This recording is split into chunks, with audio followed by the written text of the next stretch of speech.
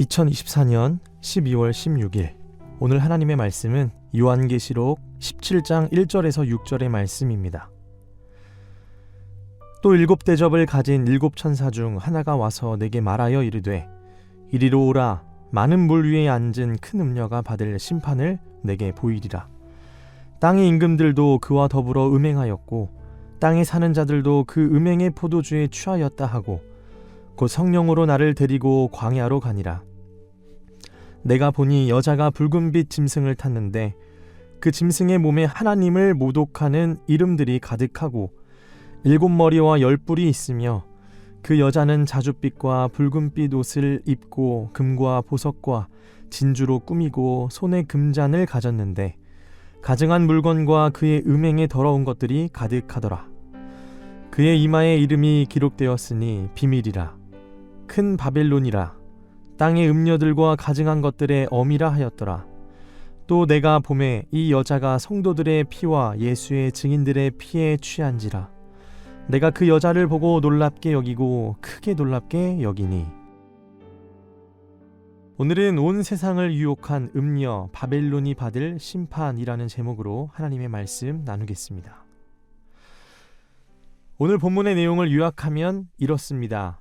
일곱 대접을 가진 천사 중에 하나가 와서 사도 요한에게 많은 물 위에 앉은 큰 음녀가 받을 심판을 보이리라 말합니다. 땅의 임금들과 땅에 사는 자들이 그녀와 더불어 음행하였고 그 음행의 포도주에 취하였다고 합니다. 굉장히 이 내용만 들어도 어둡고 그리고 좋지 않은 음란한 세대를 보여주고 있는 것 같습니다. 그리고 이어서 성령께서 사도 요한을 어디로 데려가시죠? 광야로 데려가셨습니다. 우리 예수님께서 당시에 사탄이 광야에 있었던 것처럼 거기에 이 음녀 여자가 붉은빛 짐승을 타고 있었는데 그 짐승의 몸에는 어떠하냐면 하나님을 모독하는 이름들이 가득 적혀 있는 거예요. 그리고 일곱 머리와 열 뿔이 있었습니다. 그리고 그 여자는 어떤 옷을 입고 있냐면 자줏빛과 붉은빛, 즉 왕의 옷을 입고 있었고 금과 보석과 진주로 꾸미고 손에는 금잔을 가지고 있었습니다. 이 금잔 안에는 가증한 물건과 그의 음행에 더러운 것이 가득하였습니다. 그리고 그녀의 이마에 이름이 기록되어 있는데 비밀, 즉 큰 바벨론, 땅의 음녀들과 가증한 것들의 어미라 되어 있었습니다. 이 음녀의 속성을 이르는 말들입니다. 그리고 그녀는 성도들의 피와 예수의 증인들의 피에 취해 있었습니다. 그리고 6절에 사도 요한은 그 여자의 정체를 보고는 놀라고 또 놀랬다라고 말하고 있는 게 오늘 본문의 이야기입니다.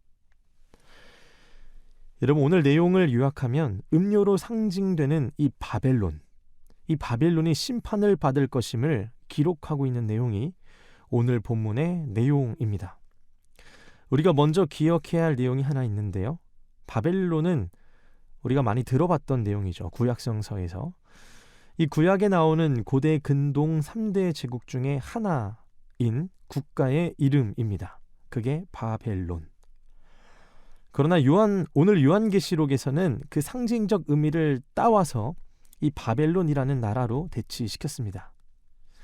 즉 역사적 바벨론 국가 자체로 보기보다는 여기서 나오는 이 큰 바벨론은 어떤 의미를 가지고 있냐 하면 전 시대를 통틀어서 하나님을 배반했던 이 우상 제국을 통칭하는 것으로 해석해야 합니다. 하나님을 대적하는 우상화되어 있는 나라, 우상이 판치는 나라, 불신앙의 나라, 곧 지금 바벨론은 이 로마 제국의 모습과 유사하죠. 우상과 음행, 여러 죄들이 가득한 나라, 곧 바벨론으로 표현하고 있습니다. 이것을 다른 말로 우리는 개념화되었다고 합니다. 즉, 이 우상과 음행, 여러 죄들이 가득한 나라에 이 개념화된 표현의 나라가 이름이 바로 바벨론이라는 거예요. 근데 이 음녀가 어떤 속성을 가지는지 이 2절에 나와 있습니다. 2절을 제가 읽어보겠습니다. 땅의 임금들도 그와 더불어 음행하였고 땅에 사는 자들도 그 음행의 포도주에 취하였다 하고, 여러분 여기 나오는 음행은 이 영적 간음으로서 우상 숭배와 더불어 실제 간음을 다 가리키고 있습니다. 그러니까 이 로마는 자신의 정치적, 경제적 힘을 이용해 이 로마의 이 나라를 음행의 길로 유혹했습니다. 즉 2절에서 이야기하는 것은 이 정치 권력과 거짓 종교가 결탁해서 세상을 타락시키는 모습을 비유적으로 묘사하고 있는 내용이 이 음행의 포도주에 취하였다라고 표현하고 있습니다. 굉장히 무서운 나라의 모습을 묘사하고 있습니다. 여러분 이런 나라가 있다면 그런 나라의 풍조와 사상에 휩쓸려가는, 동화되어 있는, 그리고 편승해 있는 수많은 사람들 또한 그들의 마음을 지키기는 분명 어려울 것입니다. 이어서 3절과 4절입니다. 그 성령으로 나를 데리고 광야로 가니라. 내가 보니 여자가 붉은빛 짐승을 탔는데 그 짐승의 몸에 하나님을 모독하는 이름들이 가득하고 7머리와 10뿔이 있으며 그 여자는 자줏빛과 붉은빛 옷을 입고 금과 보석과 진주로 꾸미고 손에 금잔을 가졌는데 가증한 물건과 그의 음행에 더러운 것들이 가득하더라. 이 성령을 따라 요한은 광야에서 비밀을 보게 됩니다. 교회가 겪는 이 고통, 고난의 의미를 보게 되는 거죠. 그리고 그 고난의 근원이 바로 로마임을 보게 되었습니다. 이 로마의 모습이, 지금 이 로마 안에서 자행되고 있는 모습이 이 음녀가 가지고 있는 이 모습과 굉장히 유사한 거예요. 음녀는 외모를 화려하고 값비싼 옷과 장신구로 꾸몄지만 실제로 그녀가 줄 수 있는 것은 무엇이죠? 생명을 줄 수 있는 게 아니에요. 생명이 아닌 가증한 물건과 음행의 더러운 것들 뿐이죠. 이 가증한 물건은 어떤 것이냐 하면 우상 또는 우상에게 바친 제물들을 가리키고 있는 것이고, 음행의 더러운 것들은 당연히 거룩하지 못한 모든 행위, 즉 음란한 행위를 가리키고 있는 것입니다. 이러한 모습이 이 1세기 로마의 모습과 본질적으로 다르지가 않았습니다. 여러분, 우리 또한 마찬가지입니다. 오늘날의 세상에서도 흘러가는 수많은 거룩하지 않은 풍조와 악한 문화들이 참 많이 있습니다. 그런데 항상 이런 것들은 가장되어 있어요. 화려하고 우리에게 편안함도 주고 또 쾌락의 기쁨을 가득 채워주기 때문에 이러한 것들이 이 음녀가 주는 것인지 아닌지를 잘 몰라요. 분별되지가 않습니다. 달콤해요. 여러분, 편안한 것들도 물론 좋지만 이 편안함이 우리 신앙 깊은 곳으로 들어와서 우리의 신앙 또한 편안하게만 하고 희생과 사랑의 가치는 소멸되고, 그리고 효율성과 이 생산적인 부분만 극대화하여 하나님 나라의 원리와 반대되는 모습으로 나아가게 된다면 그 편안함도 우리는 경계해야 되는 거고 분별해야 되는 것입니다. 오늘날 제게 두려운 이 영적 싸움 중에 하나는 이 영적 싸움이 눈에 보이지 않는다는 거예요. 이 영적 싸움이 사실 눈에 보이면 우리가 싸워야 할 대상을 이 육안으로 보면서 기도하고 분별하기에 좀 더 용이하겠지만은 오늘날은 이 영적 싸움이 무엇인지 보이지가 않는 거예요. 여러분, 근데 영적 싸움이 보이지 않는 게 이 사단이 하고 있다라는 증거이기도 합니다. 왜냐하면 그들은 광명의 천사로 옷을 입잖아요. 그러니까 이 영적 싸움이 아닌 것처럼 위장하죠. 그러니 우리가 싸우고 있는 이 모든 이 영적 싸움 또한 우리에게는 없는 싸움처럼 느껴지기에 분별도 되지 않고 가짜인지 진짜인지도 보여지지가 않습니다. 그렇기에 오늘날이 더 수준 높고 차원 다른 영적 싸움이 있는 것 같아요. 너무 편안하고 화려하니까 우리 눈에 보이지가 않는 거죠. 여러분, 말씀과 기도로 더욱더 무장해야지만이 이 시대의 이 음행, 이 음녀, 큰 바벨론과 같은 어둠의 권세로부터 분별할 수 있습니다. 세상에 수많은 가치와 이데올로기가 있거든요. 이런 것들 또한 이 성경적으로 우리가 분별하지 않으면 우리 또한 거기에 동화되어 있고 반성경적인 삶을 아무렇지 않게 우리가 살아갈 수 있는 거예요. 분별해야 되고, 그리고 가짜와 진짜를 분별하며 분별만 하지 않고 우리가 해방시켜야죠. 그리고 그 가짜들과 결별도 선언해야 합니다. 여러분, 이러한 작업들이 이 신앙의 영적 싸움이 우리에게 필요한 시대입니다. 지금 이게 초대에 있었던 로마 시대를 이야기하지만 오늘날과 별반 다를 게 없어요. 이 바벨론이 로마만 가리키는 것이 아니라 그 시대를 넘어 한 국가 자체만 이야기하는 것이 아니라 하나님을 대적하는 불신앙적인 모든 요소들을 다 가리키고 있는 게 이 바벨론이거든요. 이 음녀의 속성입니다. 그렇게 이 말씀은 오늘날에도 우리가 이 죄악상을 보면서 분별해야 할 의무가 있습니다. 그래서 우리가 음녀의 특징을 잘 보면 오늘 본문에서 이 죄가 어떻게 흘러가는지 우리가 이 부분을 한번 봤으면 좋겠습니다. 이 죄가 개인적인 측면에서 멈추지가 않는다는 게 특징이에요. 이 음녀는 자기 자신이 범죄할 뿐만 아니라 의식적으로 다른 사람들을 이 범죄하도록 유혹하고 부르고 나오게 하고 유인하고 설득하고 타협한다는 거예요. 그리고 결국에는 함께 범죄케 하는 속성이 있어요. 무섭습니다. 개인적인 측면에서 끝나는 것이 아닌 공동체를 형성하고 죄의 공동체가 곧 문화를 만들게 하고 곧 그 문화가 시대의 흐름에 맞게끔 하나의 유행으로 번지게 한다는 거죠. 여러분, 이러한 상황 속에서 우리 하나님께서는 어떠하시죠? 그게 개인이든 공동체이든 교회이든 국가이든지 간에 죄로 유인하여 타인 또한 범죄하게 하는 그 자를 당연히 용서하지 않으시죠. 심판하신다는 거예요. 오늘 이 음녀는 땅에 거하는 자들을 음행의 포도주로 다 취하게 만듭니다. 앞서 얘기한 것처럼 세상의 이데올로기를 다 가져와서 문화적 형태로 바꾸어 우리를 유혹하며 우리를 힘들게 하고 범죄하게 한다는 거예요.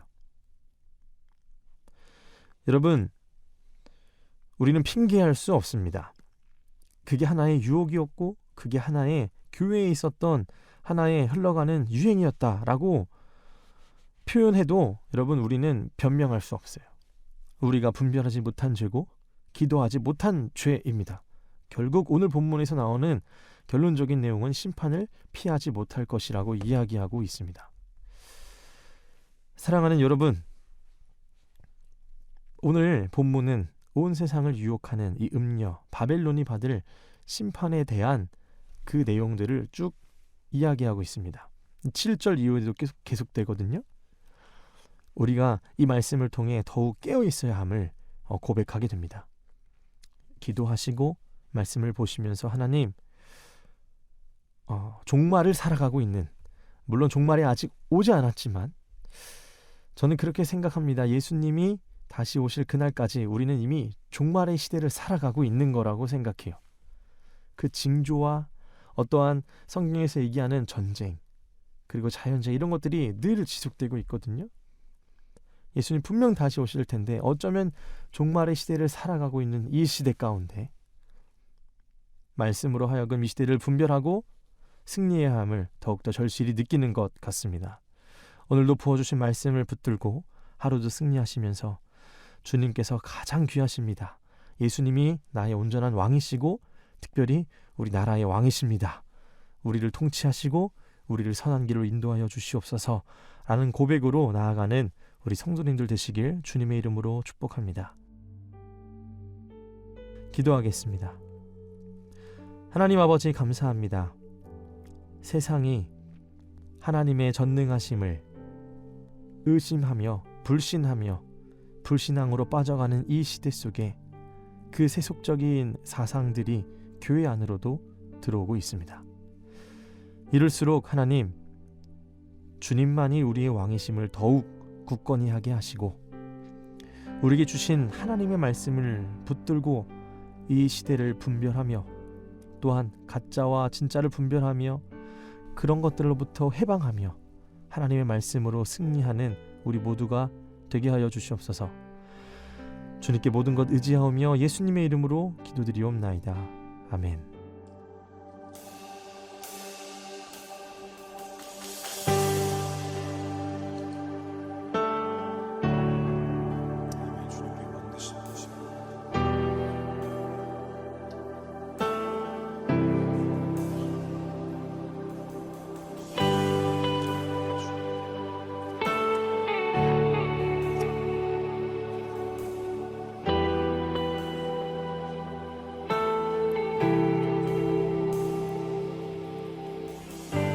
주님만이 왕이십니다. 주님만이 왕이십니다. 주님만이 왕이십니다. 주님만이 왕이십니다. 내 삶에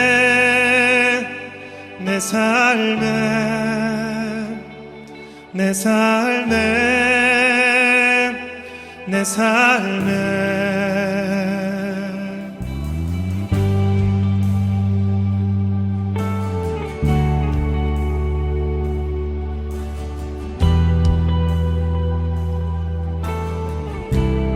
주님만이 왕이십니다.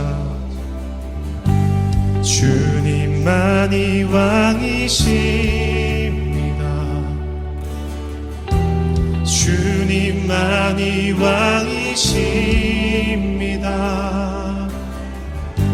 주님만이 왕이십니다. 주님만이 왕이시 이곳에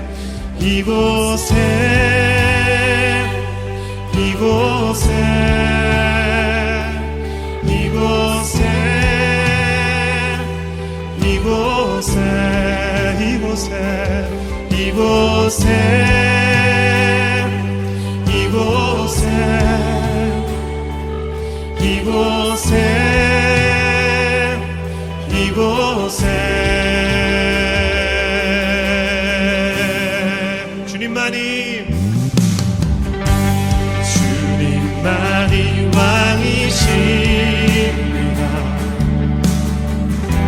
주님만이 왕이십니다. 주님만이 왕이십니다. 주님만이 왕이시 온 땅에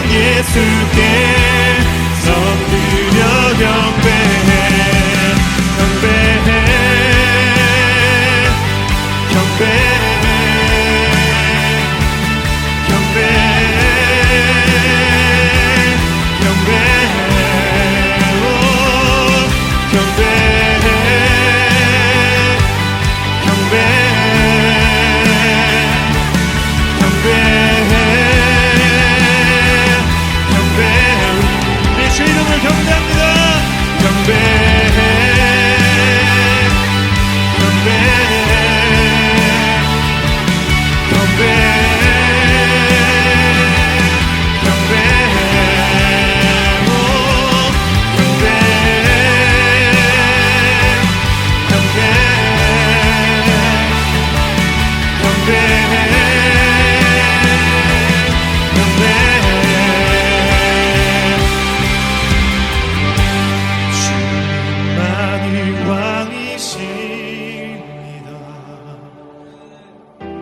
주님만이 왕이십니다. 주님만이 왕이십니다. 주님만이 왕이십니다. 주님만이 왕이십니다. 주님만이 왕이십니다. 주님만이 왕이십니다. 주님만이